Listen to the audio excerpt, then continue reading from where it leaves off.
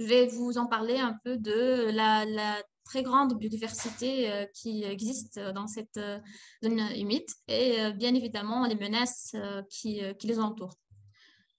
Euh, donc, sans s'attarder, Saprati-Joumi, c'est une zone humide située au nord-est de la Tunisie, comme vous voyez sur la carte. Elle est une zone humide particulière parce qu'elle est entourée par plusieurs cités. Elle est située au cœur de Tunis, ville. Dans une zone urbaine. Elle est entourée d'une partie avec toutes des zones d'agriculture. Et de l'autre part, il y a plusieurs cités qui hébergent plus que 500 000 habitants. Ce qui représente à peu près un tiers des habitants du Tunis-ville. Il y a aussi une partie qui est industrielle vers le sud de cette zone humide. Elle est pratiquement la dernière zone humide qui est active, qui persiste encore dans le nord-est de Tunisie, surtout dans le centre-ville. Elle est dotée d'une grande surface par rapport à d'autres petites zones humides qui les entourent, de 30 km². La richesse de Saprati Joumi est bien évidemment reconnue à l'international par le label de EBA, zone importante pour la conservation des oiseaux et de la biodiversité, ou ZICO en français, depuis 2001. En 2007, elle a été reconnue comme zone humide d'importance internationale, selon Ramsar, bien sûr. Et en 2009, ça a abouti à le label de KBA, zone clé de la biodiversité, parce que cette zone humide n'est pas seulement importante pour les oiseaux. C'est vrai que les oiseaux et la quantité d'oiseaux qui étaient dans cette SAPRA était le premier indicateur pour son classement comme Ramsar et ZICO. Mais après, on a découvert qu'il y a évidemment plusieurs autres espèces qui hébergent cette SAPRA. Je vais plutôt parler aujourd'hui des oiseaux, de l'avifaune, parce que c'est la spécialité de l'association, les Amis des oiseaux. Mais ça n'empêche vraiment qu'il y a d'autres espèces, il y a une grande richesse que une autre association, Lorette, a travaillé sur ce volet. Et je vais plus expliquer après. Donc, si on parle de la richesse spécifique de côté oiseaux aviphones, on peut trouver jusqu'à 105 espèces d'oiseaux entre terrestres et aquatiques. 64 de ces espèces sont des oiseaux d'eau et appartiennent à 12 familles. Les familles les plus présentes, comme vous voyez sur cette belle photo prise à Saprati Joumi, sont les Phoenicopteridae. Ce sont la famille des flamants roses. Elle est représentée à 100% de l'espèce le flamant rose. Et la deuxième famille qui est présente dans cette sapra, c'est les Anatidae, qui est la famille des canards. Donc, dans cette sapra, on peut voir plusieurs espèces, mais le plus présent en hiver sont ces 10 espèces que je les appelle toujours les top 10. Et, le canard souchet est l'espèce la plus présente pendant l'hiver à cette zone humide. Et vient après le flamant rose, puis la tadorne de Bélan. Sinon, les autres espèces sont toujours présentes avec des quantités importantes. On trouve à cette sapra aussi des espèces menacées, telles que l'iris mature à tête blanche, la cercelle marbrée, le filigule neroca. Ce sont tous des espèces reconnues dans la liste rouge de l'IUCN comme des espèces menacées, entre vulnérables, en danger ou même en critique. Chaque année, l'association des Amis des Oiseaux, elle effectue le DOE, ce qu'on appelle le recensement hivernal des oiseaux, dans toutes les zones humides de la Tunisie, allant du nord jusqu'au sud. Parmi les sites visités, bien sûr, chaque année, c'est Saprat Sijoumi. D'ailleurs, on fait le suivi depuis une trentaine d'années, même avant que les menaces commencent et tout. Si vous voyez avec moi sur l'écran, ce graphique qui montre que la richesse et l'abondance, surtout l'abondance annuelle des oiseaux à Saprat Sijoumi, est vraiment présente une pente qui augmente au fur et à mesure au cours du temps. Mais en 2017, on a eu un grand pic de 95 000 oiseaux seulement en hiver. Vous pouvez imaginer qu'on a compté ce nombre seulement à une journée, qui est généralement le 14 janvier. On a choisi cette date pour le répéter chaque année. On visite Saprat Sijoumi à l'hiver. En une seule journée, on a compté ce nombre. Et depuis, on compte que c'est le maximum. Et puis, en 2021, cette année, ce dernier hiver, on a été surpris par un nombre qui est encore plus élevé, qui représente 126 000 oiseaux à Saprat Sijoumi. Donc, vous pouvez imaginer les banquettes d'oiseaux qu'on a observées en une seule journée. Des observations intéressantes que je veux partager avec vous sur cet hiver, c'est qu'on a observé 29 espèces, mais avec une grande abondance, les 120 000 oiseaux, sur une moyenne annuelle nationale de 400 000.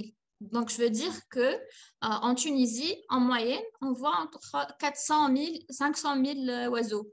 Donc, ces 120 000 présentent à peu près le un quart de tous les oiseaux en Tunisie. Et ça montre vraiment l'importance de Saprat Sijoumi. Entre ces 120 000, il y avait 90 000 canards souchés. Comme j'ai expliqué, c'est l'espèce la plus dominante en hiver. Et l'autre observation qui était vraiment fascinante cet hiver, en janvier, c'est l'observation de 800 iris matures à tête blanche. Et c'est une première pour nous en Tunisie de voir un grand nombre de cette espèce qui est menacée à l'échelle internationale, un seul groupe de ce nombre. Et ça fait longtemps qu'on n'a pas vu cette espèce. On les voit seulement en petits groupes d'une vingtaine au maximum dans des barrages ou dans des zones humides spécifiques. Donc voilà, ça c'était les bonnes nouvelles pour 2021. Et donc, en général, pour les hivernants, j'insiste bien que ces nombres sont comptés en hiver, en janvier spécifiquement. On trouve que le 1/5 de total des oiseaux d'eau hivernants en Tunisie, on peut le trouver à Saprat Sijoumi en général.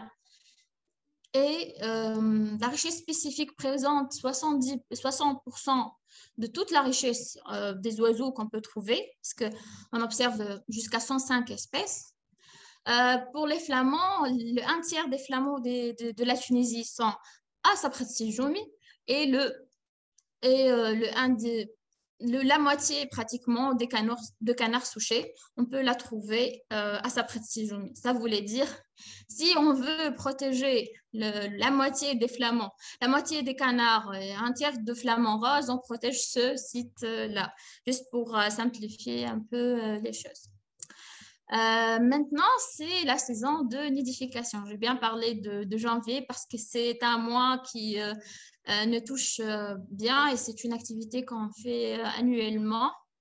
Mais aussi, il y a des suivis qu'on fait régulièrement sur Saprat Sijoumi spécifiquement. Et maintenant, on est en été, fin fin juin à peu près, et on est encore dans la saison de nidification. Toutes les photos que je vous montre sont des photos prises à Saprati-Joumi cet été.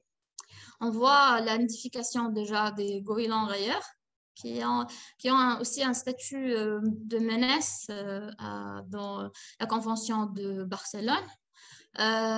Aussi, on voit les flamants roses, mais malheureusement, ils nichent pas à Saprati-Joumi. Plutôt, on peut observer ici les banquettes de goélands rayeurs. On peut aussi trouver d'autres espèces avec leurs poussins. Et ça nous touche vraiment à cœur de voir ces belles photos, ces belles observations des adultes avec leurs poussins. Et l'autre bonne nouvelle aussi pour l'iris mature à tête blanche qu'on trouve aussi qu'elle nidifie, qu'elle choisit de nidifier à Saprati-Joumi cette année et l'année dernière. Toute cette richesse dont j'ai parlé, toutes ces belles photos des adultes avec leurs poussins, des œufs et tout, est une richesse en péril, malheureusement. Cette SEPRA, malgré qu'elle est reconnue à l'international comme un lieu de biodiversité, un important lieu pour les oiseaux et tout, elle est menacée par un plan d'aménagement et de valorisation de Saprati-Joumi proposé par le ministère de l'Aménagement de Tunisie. L'idée, c'est qu'ils veulent changer la dynamique de l'eau à la SEPRA, de faire du dragage dans le but d'éliminer les odeurs et les moustiques et tout. Ça risque d'avoir un déséquilibre sur tout l'écosystème et surtout, on risque d'avoir une perte de nourriture pour ces oiseaux. Quelque chose dont je n'ai pas encore parlé, c'est les Saprati-Joumi, comme j'ai représenté au début avec les belles photos et tout. Pas tout le monde connaît cette beauté. Plutôt pour les Tunisiens, pour les habitants dont j'ai parlé, les 500 000 habitants autour de Sapra, c'est une zone humide qui est une source de pollution, une source de moustiques, une source des odeurs et des problèmes. Et ils ne voient pas vraiment la beauté de cette zone. Et malheureusement, la pollution continue dans cette zone et aussi des remblaiements des déchets industriels, des déchets de domestiques. Mais le plus pire, c'est les déchets de construction. Il y a des sociétés qui font des grandes constructions, des routes, etc. Et ils viennent déposer leurs déchets de construction à Saprati-Joumi. Et ça continue malgré tout ce qu'on fait comme sensibilisation et tout l'effort de sensibilisation. Il y a aussi quelques risques de braconnage. Malgré que vraiment j'ai dit que c'est une zone importante et qu'elle est protégée, mais il y a quelques braconneurs qui viennent chasser les oiseaux dans cette zone. Aussi le surpâturage, on a des groupes de nomades qui viennent s'installer aux alentours de la SEPRA et viennent avec des centaines et des mille d'animaux qui leur laissent pâturer et tout. Et ça aboutit à la perte de la richesse en flore de la zone et de déranger l'identification des oiseaux. Voilà. Et en plus de tous ces problèmes de pollution et de risques venus par le plan d'aménagement, il y a aussi une perte d'habitat. Parce que comme j'ai expliqué au début, cette SEPRA, l'un des caractéristiques de cette SEPRA est qu'elle est toute proche d'une grande zone d'agriculture, ce qui lui donne une spécificité et donne plus une grande richesse des espèces terrestres et tout.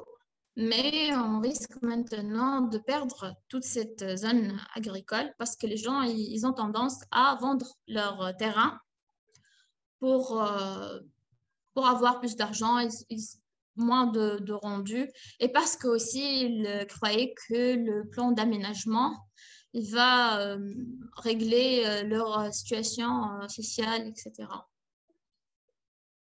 Donc, face à tous ces problèmes, et je veux dire que c'est une partie des problèmes dont j'ai parlé, parce que je privilège toujours de parler de solutions, de parler de la beauté de la zone plutôt que des problèmes qu'on a qui existent déjà.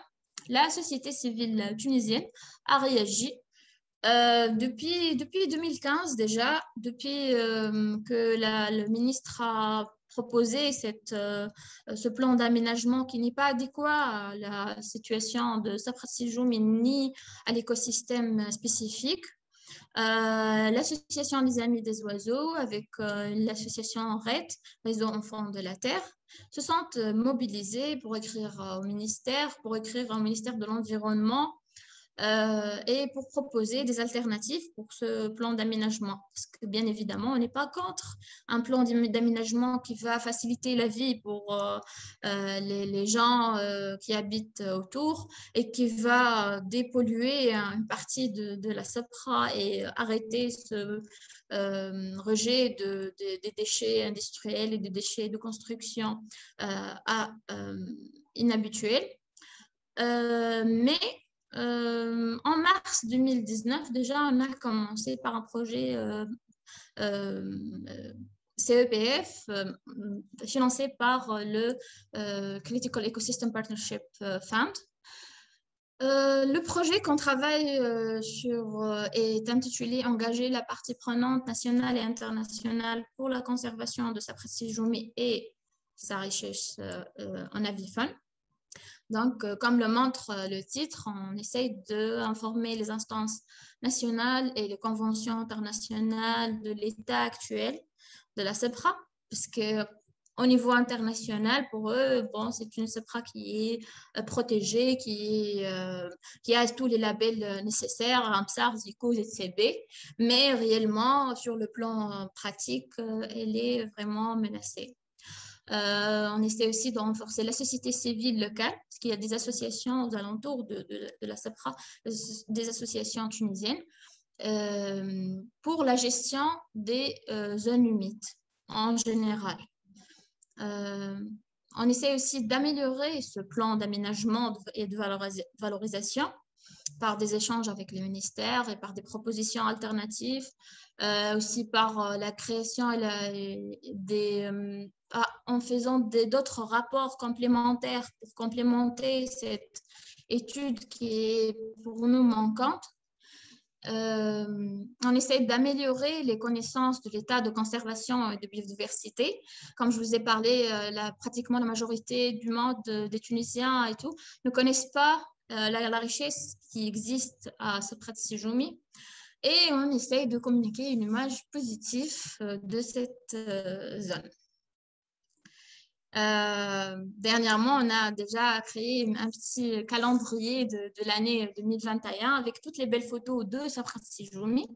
Comme je vous ai parlé, on préfère de partager les belles photos, de partager la richesse et tout, plutôt que montrer les remblais et tout, ce que déjà les Tunisiens connaissent autour de cette SEPRA. Et ce calendrier a été distribué pour les parties prenantes nationales et internationales aussi. On a même envoyé quelques copies pour les directeurs et pour le ministre de l'aménagement en Tunisie qui essaye de faire de ce plan et tout, pour lui rappeler que Safra Sijoumi, elle est là, elle résiste, et qu'il a ce petit calendrier avec les belles photos sur son bureau, toujours pour lui rappeler de cette zone humide. Donc, ça nous a servi non seulement de communiquer une image positive, mais aussi de faire une partie de plaidoyer. Donc, tous les chiffres dont j'ai représenté déjà en premier lieu, font partie du suivi régulier qu'on fait sur Sapratsi Joumi pour les oiseaux. En fait, on a un suivi des hivernants. On le fait généralement le 14 janvier. Puis le suivi de nidification qui est en cours et aussi pour l'avifaune migratoire en automne ou printemps. Et ça nous sert à améliorer nos connaissances et la connaissance de l'État tunisien aussi par rapport à ces espèces. On a dernièrement aussi lancé une unité de suivi de biodiversité. Cette unité, elle est formée de 6 ou 8 membres permanents, mais qui présentent la société civile et l'administration à la fois. Ce qui va lui rendre vraiment effectif par rapport à d'autres unités. L'idée ici que cette unité de biodiversité, du suivi de biodiversité, est engagée à faire le suivi sur Sapratsi Joumi, même vers la fin du projet. Parce que comme j'ai dit, on a un projet, c'est juste sur 2 années, 3 années, et puis on n'a plus de fonds. Qui va défendre Sapratsi Joumi, qui va faire le suivi? On a pensé à cette alternative d'avoir une unité qui n'est pas très grande, on n'a pas vraiment beaucoup de membres dans l'unité, c'est de 6 à 8 personnes, mais qui sont vraiment engagées et formées. Une partie est présentée par l'Association des Amis des Oiseaux, des membres de l'association RET dont j'ai parlé, et des membres de l'administration tunisienne qui représentent le CRDA, le Commissariat régional de développement agricole en Tunisie. Donc, ce sont des gens administratifs et tout, mais qui sont avec nous sur terrain et à qui on a donné des formations et tout. Déjà, on a organisé dernièrement un atelier de formation au profit de ses membres. Une partie théorique, bien sûr, pour leur faire introduire les espèces et tout. Et le plus pratique, c'était d'avoir un suivi directement sur le site pour pratiquer toutes ces connaissances. Après plusieurs autres formations, je pense que cette unité va être autonome et va pouvoir continuer à faire des suivis à Sapratsi Joumi. Sur la SEPRA existe un observatoire. Je vois qu'il y a d'autres intervenants, la session du matin, ils ont parlé de l'observatoire. Il y avait plusieurs questions aussi autour des observatoires. Apparemment, c'est un sujet qui est important pour plusieurs gens ici. En fait, c'est un observatoire installé à Sapratsi Joumi. Mis à part le projet, mis à part ce qu'on fait, c'était installé par le CRDA, le Commissariat régional de développement agricole de Tunis, en partenariat avec l'association. Donc, c'est vraiment un fruit de partenariat. L'idée, c'est qu'il est co-géré entre administration et société civile. Donc, ils ont installé cet observatoire, mais on a une structure en bois en plein nature. Ça sert à quoi si ce n'est pas animé, si ce n'est pas vraiment bien géré? Donc, c'est à l'association de faire ce rôle. Donc, le CRDA fait vraiment souvent des suivis d'entretien, bien sûr, pour l'observatoire, pour la structure elle-même. Et l'association a fourni 2 gardiens, un le jour, l'autre la nuit, pour garder déjà la structure, pour garder toute la zone sur laquelle on a l'observatoire. Comme ça, c'est plus sécurisé de faire des visites et d'avoir des animations dedans. D'autre part, l'association organise souvent des sessions d'animation. Donc, en général, c'est un espace de découverte, d'éducation et de sensibilisation environnementale qui est déjà accessible au public. Donc, voilà. c'est ce qu'on fait à Sabra Tijoumi. Il y a encore plus d'activités, mais je ne suis pas là pour vous parler des activités qu'on fait, mais pour échanger un peu. Je vais vraiment insister que sans partenariat, sans des vrais partenariats avec l'administration et avec d'autres associations locaux, le projet et tout ne serait pas vraiment possible et n'avancerait vraiment pas dans le bon sens. Et surtout notre travail avec cette administration dont j'ai parlé, le CRDA, parce qu'il nous facilite vraiment le travail sur terrain. Et en plus, il y a un autre volet dont j'ai oublié, c'est la protection de cette zone, des braconneurs, des gens qui veulent venir déposer leurs déchets et tout. Euh, en premier lieu, à travers ces gardiens qui sont conscients et qui sont en plus des gens recrutés qui sont des habitants déjà de la zone. Donc, on a renforcé déjà les capacités de la population, une partie de la population locale. Et d'une part, ils sont là pour nous informer quand il y a des braconneurs, quand ils écoutent des tirs autour de la SEPRA, quand ils voient des dépassements de la loi. Et à notre rôle comme société civile, on ne peut pas vraiment intervenir et venir arrêter un chasseur et tout. Mais plutôt, on est là pour informer le CRDA, pour informer les brigadiers de chasse et à eux de se déplacer sur place et voir ce qui se passe et d'arrêter ces dépassements du loi. Donc voilà, j'ai essayé de ne pas s'attarder. Je sais que c'est l'après-midi. Merci pour votre attention et je serai là après pour toutes les questions au débat. Je pensais à 15 heures, c'est ça, Imen?